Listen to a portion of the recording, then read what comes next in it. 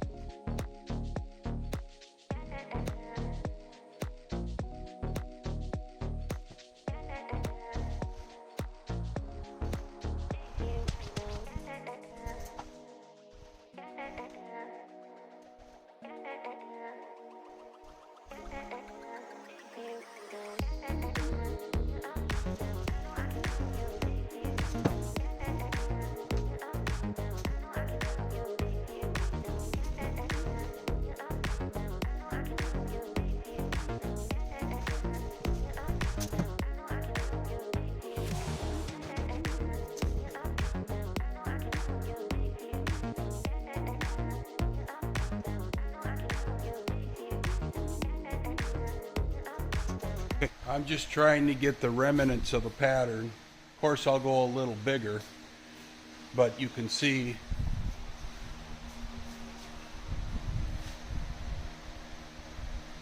I'm starting. I basically, I'm going to bring the hood, you can see right here, this body line. This will be, the bottom of this line will be the bottom of the hood. So I'm a little bit long, but that gives me the opportunity to run that bead in the hood. This is the bottom of the channel.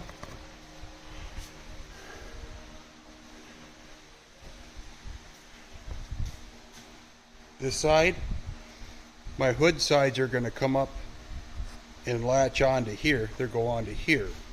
Okay, so there will be an overlap on there. I may roll, the hood will come down, and I may roll that end in just to get a nice beefy joint there. That whole edge that will be stiffened. It'll be stiffened by the bead alone. But if I turn it up, then I can pad it. I can leave it, turn it up just slightly in, put pads on it, so when it goes down, it fits just over the top of the actual hood panel. You can see that the scoops, from the, well, if we try to sight it, see the plug wires and the valve covers kind of come out.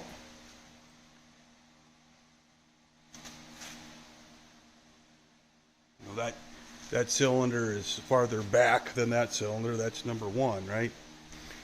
So this will be the one that intersects that hood edge more. That's why he appears to stick out more, because it's a V8. But I'll mirror this side. I'll do this side and then mirror it to this side, so there'll be a little more clearance on this side than on this side. Hope you understand that. But anyway, I can get a pattern then for the top of the hood. I can get kind of a visual on it, eyeballing it and all that stuff. I'll finish papering the other side. Yeah, I'll just tape it on, right? Just take a piece of paper on, trim it out, and I know that I'm, within the zip code, right? Of course, I'll make the hood, when I make the entire piece, it'll be longer and I'll trim it to fit, but I mean, if I'm a quarter to a half of an inch long, I still got to establish my gap. But if I follow this profile, my paper profile, I can pretty consistently cut that gap when I'm all done. So that's what I'm working on. Yeah, you can see, there's wrinkles and stuff in it. There's some stretching that'll occur. But the nice thing is that transition from the cowl to the 33 grill, because the 33 cowl was considerably different. It was back at the windshield, and then the whole shape of the hood was different on the backside. So this transition will work out pretty slick. So hood sides, of course, those aren't that difficult to do. They're pretty well, you can see that, it's kind of hard to tell maybe on this side. They're pretty close. That's straighter than that, but I mean, even on the 37, they roll in the back. They roll into the back because that tapers more, and this tapers out. So I had to English wheel those to get them to follow the shape. It's just the way these old guys are. It's not that hard to do. So we're making progress, and I'm going to finish taping. I think you can get the concept. I just got to put fill pieces in here and here and get that pattern done. All right. That didn't take long. I probably could have videoed it, but you've been sitting there for about 10 minutes watching me cut two pieces out and tape it on. But basically that's all I did. Now remember, I got that tape grid in there. Pulled that tape nice and tight, this orange tape. I just got this orange tape at Save Big Money, and it sticks wonderful. It's actually, with the paper, this is just brown, kind of like paper bag paper, but it's in a roll. It's underlayment paper from Menards. I'm sorry, it's from Save Big Money. But anyway, just finished that out now. Now when I pull him off, of course I have a pattern for the metal, and I'll more than likely stay long on the side, longer than I'm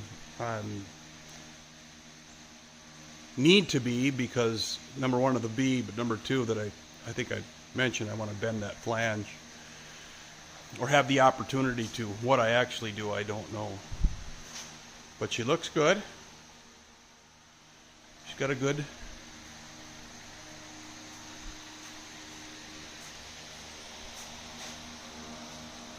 I was so concerned about the upward slope. Put a level on it, checked a bunch of times. It's pretty well level. The car is that's why this car hasn't moved, is because I leveled it on the ground to do all the door adjustments and just cross-check the fender mounting and all that stuff. But now we got that part done. It's kind of interesting, these 30s, when you look at pictures of these sedans, that front end is so long. It's a good half the distance of the car is into the hood, which is kind of a cool look anyway. But that's